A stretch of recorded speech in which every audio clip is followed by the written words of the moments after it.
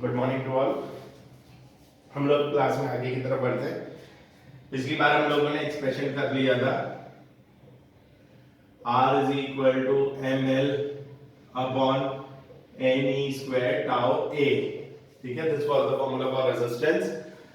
उसी वजह से फिर हमारा रो आ गया था m upon N E square tau और कंडक्टिविटी आ गई थी एन ई स्क्वायर टाउ अपॉन n। ठीक है, ये हमारे पास हम लोगों ने पिछली क्लास में कर लिए थे। अब ध्यान दीजिए, मेरे पास है आर, रो और सिग्मा, नए फॉर्मूलेज। बेसिकली कोई ज्यादा खास है नहीं। R depends on L, inversely proportional to area, and depends on resistivity which is characteristic property of material. एक और फैक्टर है जिस पे आर डिपेंड करता है, दैट इज टेम्परेचर। इसी तरीके से रो एल और ए पे डिपेंड नहीं करता, मतलब कॉपर वायर है, छोटा है, बड़ा है, मोटा है, पतला है, तो उसकी रेजिस्टिविटी चेंज नहीं होगी। किस पे डिपेंड करेगा? मटेरियल, और एक दूसरी चीज है टेम्परेचर। अब ध्यान देना, R is equal to ml upon n square tau है, rho is equal to m upon n square tau, sigma आ गया n square tau upon m। हम लोगों ने एक और चीज पढ़ी थी, current density. J is equal to I by A, where J was a vector quantity. J was a vector quantity. अब ध्यान दो, I की जगह हम लोगों ने एक चीज लिखी थी, I is equal to N E A V D। ठीक है, ये सारे फॉर्मूले पिछले वाले ही हैं। इनसे हम लोग एक एक्सप्रेशन पे आएंगे और हम लोगों ने VD एक निकाला था, VD is equal to acceleration into time, तो E by M into tau, V is equal to U plus AT से। अब देखो J is equal to I by A, तो I को मैं क्या लिख दूं? N E A V D upon A, A से A कैंसिल हो गया, ये VD की वैल्यू उठा के यहां रख दो, तो J क्या हो गया? N E by M into tau, that is N E square tau upon M into E। ध्यान से देखो, N E square tau upon M is sigma, तो मेरे पास क्या आ गया? J which is vector sigma into E। This is known as vector form of Ohm's law। This is vector form of Ohm's law। बहुत बार पूछा गया है, J sigma he, it is vector form of Ohm's law। हालांकि mains में ही एक दो बार आया है, सीईटी में एक दो बार आया हुआ है, तो J is sigma he, vector form of Ohm's law। ये हमारे पास आ गया। अब हम पूरी चीजें जाते हैं रेजिस्टेंस पे। ठीक है, हम लोग पूरी चीजें जाते हैं रेजिस्टेंस पे। ये अब जो मैं पढ़ाने वाला हूं, ये ऑलरेडी आप लोगों ने थर्मल में पढ़ा है, तो देखो, इसीलिए कल मैंने बताया था मैसेज में कि थर्मल थोड़ा बहुत पढ़कर रखना। ये वापस से वही सारी चीजें आई है। हमारे पास ए बी सी करके क्यूबॉइड है, यहां से करंट जा रहा है, let's say this is current, तो इस करंट के लिए लेंथ कितना होगा? C। करंट के लिए लेंथ कितना होगा? C, और एरिया कितना होगा? A into B, तो इसके लिए रेजिस्टेंस जो आएगा that is rho L upon area. इसी तरह सेम यही सारी चीजें हम लोगों ने थर्मल में किया हुआ है। अब यहां पे अगर मैं करंट फ्लो कराऊं तो इसके लिए R कितना आ जाएगा? लेंथ कितना होगा? A, तो दैट इज रो A, और एरिया ये वाला B into C। तो हमारे पास अगर मैं करंट की डायरेक्शन चेंज करूं तो रेजिस्टेंस चेंज हो रहा है। तो बेसिकली हम लोगों ने इससे क्या निकाला था? R is equal to rho L upon A। R is equal to rho L upon A। L वो डायरेक्शन है जो करंट के अलोंग हो, L वो लेंथ है जो करंट के अलोंग हो, और एरिया वो एरिया है जो करंट के परपेंडिकुलर हो।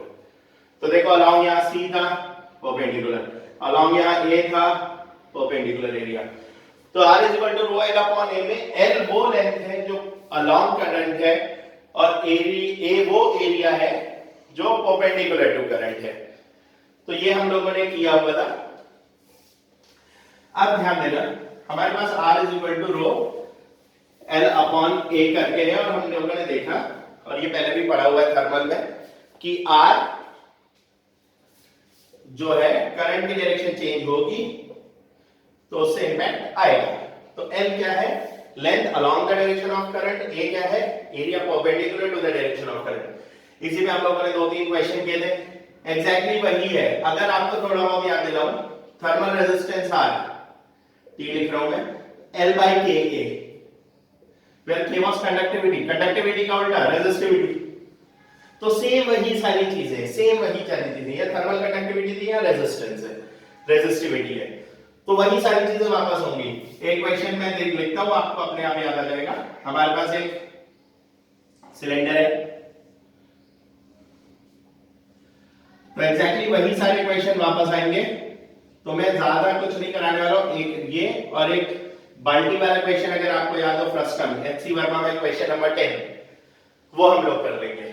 ये मेरे पास है, यहां टेंपरेचर डिफरेंस हुआ करता था, तो इस केस में यहां पोटेंशियल डिफरेंस, लेट्स से ये V, ये 0, तो करंट ऐसा फ्लो हो रहा है, करंट ऐसा फ्लो हो रहा है। लेट्स से लेंथ हो गया L, ये रेडियस हो गया R1 और ये रेडियस हो गया पूरा वाला R2। तो R में कैसे लिखूं? डायरेक्टली आप लोग बोल सकते हैं, पॉज करना, फिर खुद से आंसर लिखना, फिर चेक करना। R is equal to rho, L की जगह तो L ही है क्योंकि करंट ऐसे फ्लो हो रहा है, तो लेंथ ही है L, और एरिया क्या है? ये वाला पोर्शन बीच वाला, तो ये तो आपको पता ही है, pi R2 square minus R1 square. तो R is equal to rho L upon pi R2 square minus R1 square. Exactly ऐसा ही क्वेश्चन हम लोगों ने किया था, जब यही करंट डायरेक्शन, सेम वैसा ही इक्वेशन थर्मल का अगर आप नोट्स उठाएंगे तो आपको दिख जाएगा, और अगर आपने पहले ही पढ़ लिया होगा तो आप आज का क्लास ऐसा लगेगा कि वही चीज वापस रिपीट हो रही है। पोटेंशियल डिफरेंस करंट ऐसा मूव हो रहा था, आंसर लॉग में था अगर आपको ध्यान हो तो, ठीक है। तो ये सारी चीजें हमने की हुई थी। एक क्वेश्चन है जो फ्रस्टम वाला मैं करा देता हूं, ध्यान देना। अब मैं ये चीज बार बार रिपीट नहीं कर रहा हूं क्योंकि आप लोगों ने किया हुआ है और आपके नोट्स में भी है। बस 1/k की जगह हम लोग क्या यूज कर रहे हैं? रो, सीधी सी कंडक्टिविटी का उल्टा रेजिस्टिविटी। ये सिर्फ मैं एनालॉजी बता रहा हूं, कंपैरिजन बता रहा हूं। अब यहां ध्यान दो, सेम ऐसा ही question HC Verma question number 10। बेटा कई लोग ऐसे हैं जो ध्यान नहीं दे रहे हैं और होमवर्क में मैंने क्वेश्चन नंबर 10 दिया ही नहीं था, उन्होंने डाउट में पूछ लिया। थोड़ा ध्यान दो, ऐसे आंख बंद करके काम करने से कुछ नहीं होगा। अब यहां ध्यान दो, हमारे पास ऐसा एक फ्रस्टम और बेसिकली बाल्टी, ये सबको ये डायग्राम देखते ही समझ में आ जाना चाहिए कि हाँ भाई ऐसा क्वेश्चन हमने किया था। और ये ठीक है, this is your length L, अच्छा हाई लेवल क्वेश्चन है। ये A हो गया, ये B हो गया, मतलब ये दूरी हो गई A, ये दूरी हो गई B, और ये मेरे पास है, और करंट फ्लो ऐसे हो रहा है। अब ध्यान देना, मुझे निकालना है इसमें करंट, मुझे क्या, सॉरी इसमें निकालना है R इक्विवेलेंट। ध्यान से देखो, यहां से यहां जाने में एरिया बड़ा होता जा रहा है, ठीक है। एरिया वेरिएबल है तो कॉमन सेंस हमें इंटीग्रेशन पे आना है, तो हमने x पे जाके dx का एक एलिमेंट ले लिया, ठीक है। x पे जाके dx का एक एलिमेंट ले लिया, तो ये क्या बना? डिस्क। ये क्या बना? डिस्क।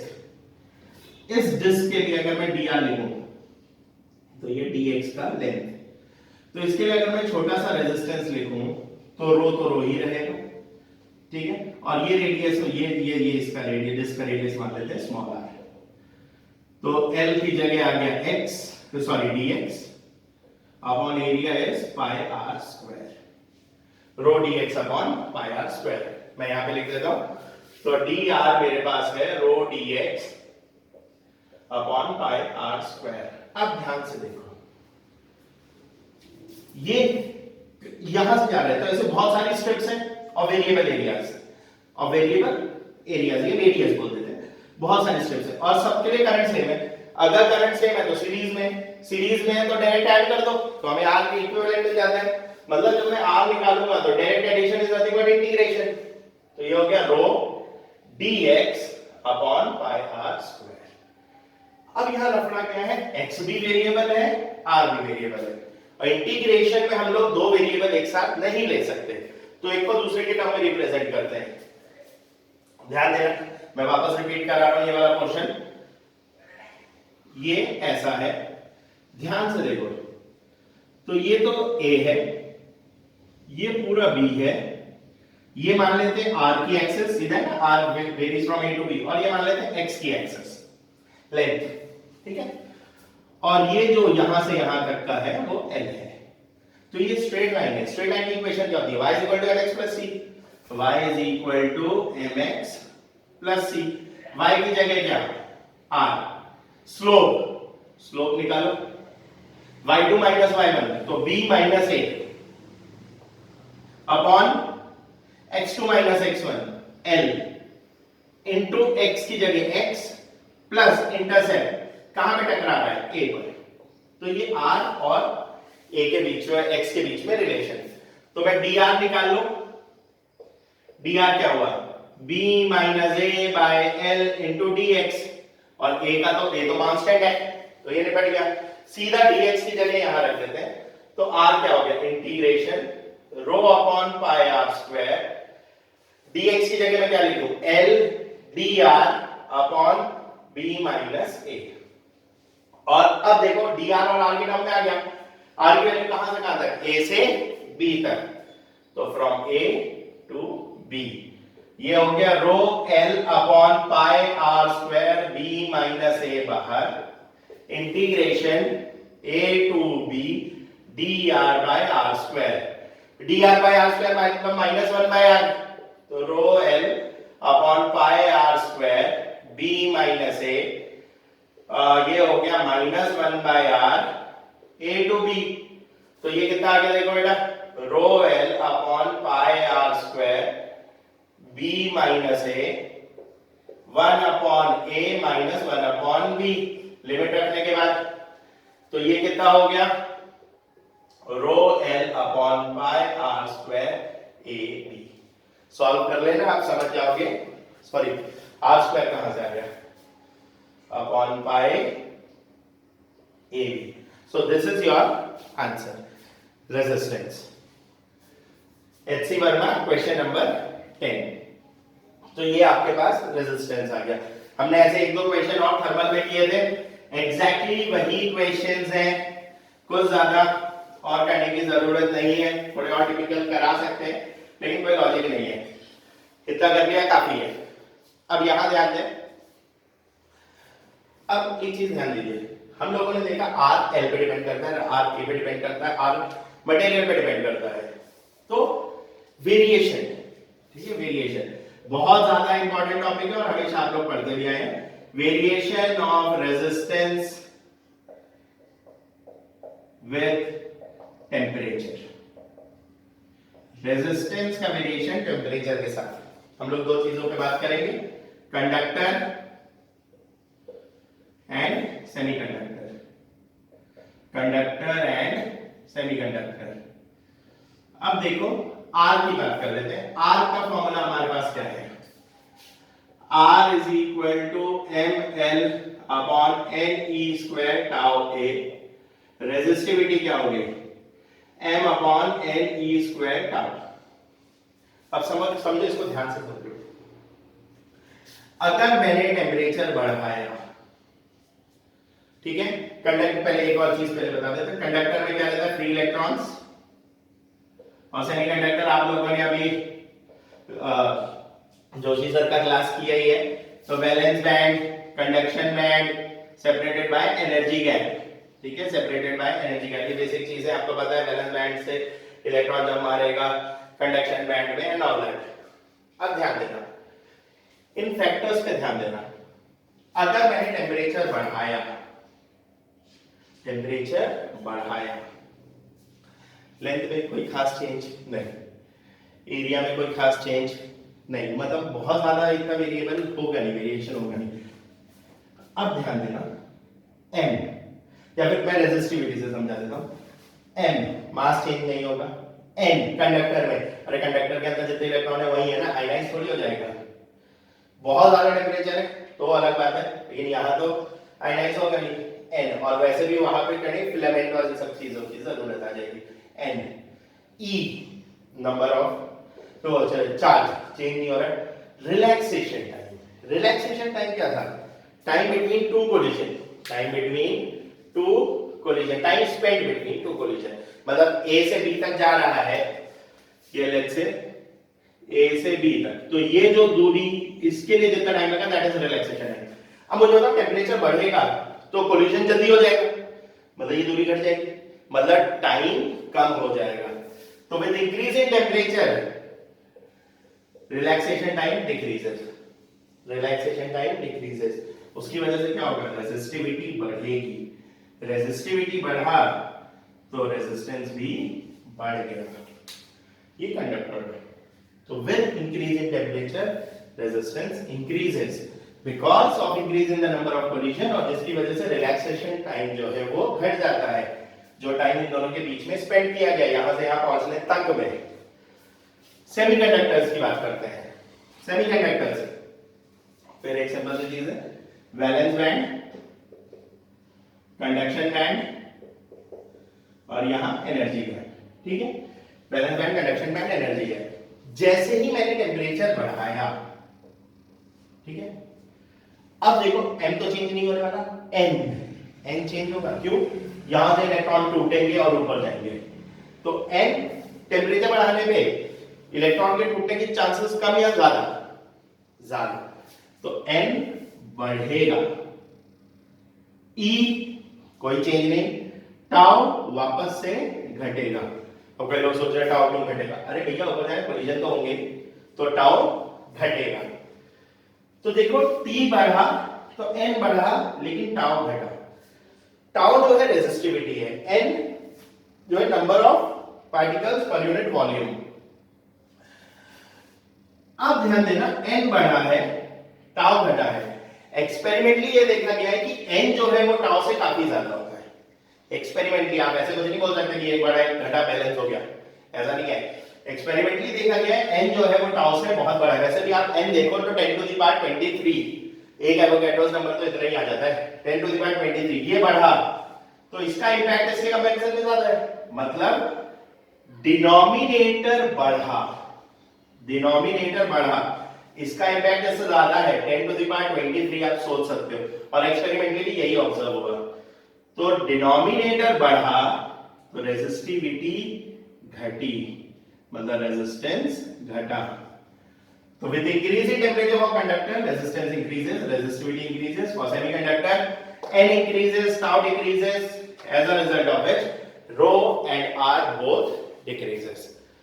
अब ये सारी चीजें तो हो गई। अब एक सिंपल सी चीज है, आराम से हम लोग देख सकते हैं, ये आप लोगों ने इलास्टिसिटी में किया था, नहीं सॉरी इलास्टिसिटी कह रहा हूं वापस, थर्मल एक्सपेंशन में अगर आपको मैं ध्यान दिलाऊं तो एक चीज पढ़ी थी आप लोगों ने, L is equal to L0 1 plus alpha delta T, याद आया कुछ?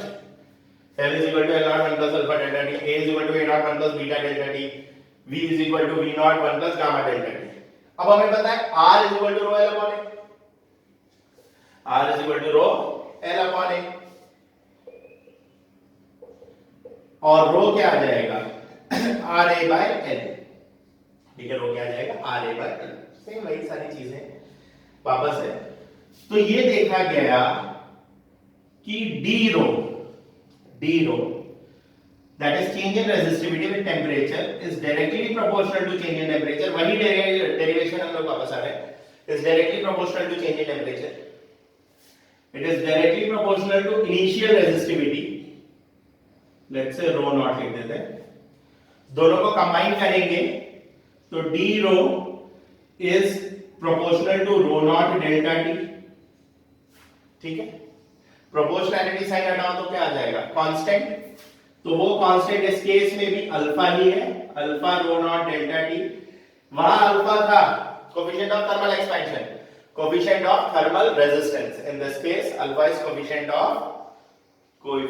ऑफ थर्मल रेजिस्टेंस, क्योंकि अब टेम्परेचर चेंज होने की वजह से रेजिस्टेंस स्टडी कर रहे हैं ना हम लोग, कोफिशिएंट ऑफ थर्मल रेजिस्टेंस।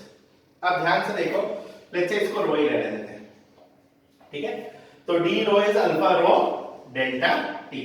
ध्यान से देखना, तो मैं क्या लिख दूं, D rho upon rho is alpha delta T, ठीक है। इंटीग्रेट कर देते हैं, इंटीग्रेट कर दो इसको, ठीक है, और ये dt, ठीक है, dt या डेल्टा टी।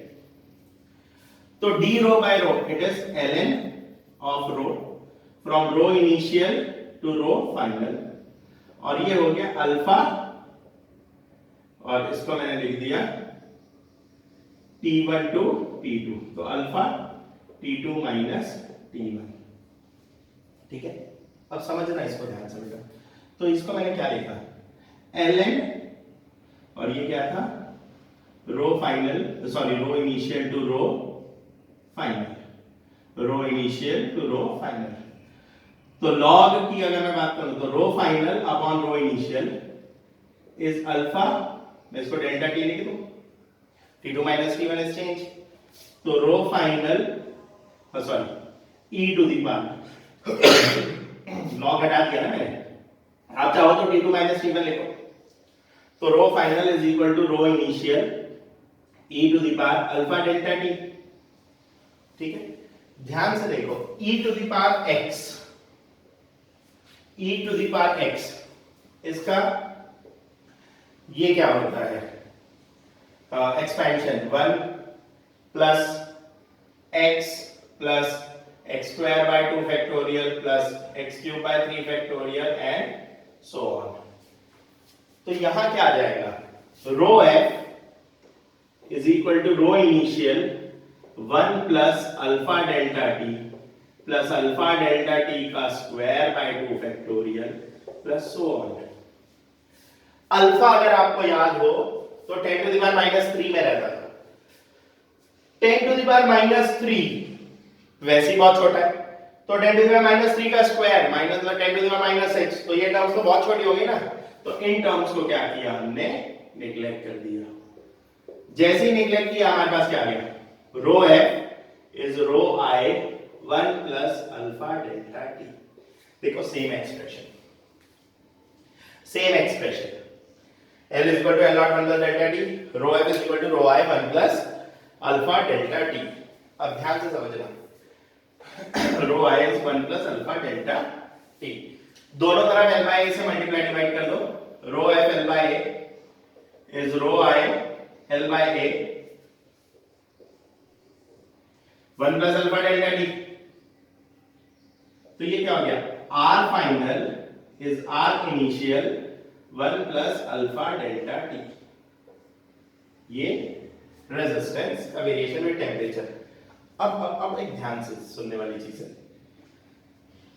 रेजिस्टेंस हमने क्या पढ़ा था कि for metals it increases with rising temperature, तो सही है भैया, प्लस है राइजिंग टेम्परेचर, कोई बात नहीं, लेकिन ये फॉर्मूला सेमीकंडक्टर के लिए तो अप्लाई नहीं होना ना। सेमीकंडक्टर में क्या था, with increase in temperature resistance decreases, तो यहां तो अगर मैं वैल्यू डालूं तो हमेशा बढ़कर आएगा, तो इसका एक उपाय निकाला गया, अल्फा जो है it is taken as positive for conductors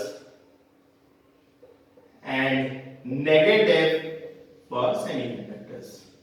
अब हो गया, अगर सेमीकंडक्टर की बात करें तो अल्फा की वैल्यू आप प्लस में नहीं डालोगे, आप किस में डालोगे, माइनस में, तो ये हमारा अल्फा पॉजिटिव नेगेटिव हो गया। अब इस पे क्वेश्चंस जो सिंपल से आते हैं, एक ऐसा अंदाजा दे देता हूं, हम लोगों के पास एक रेजिस्टेंस है जिसकी वैल्यू 10 ओम है और जिसका अल्फा है 10 टू द पावर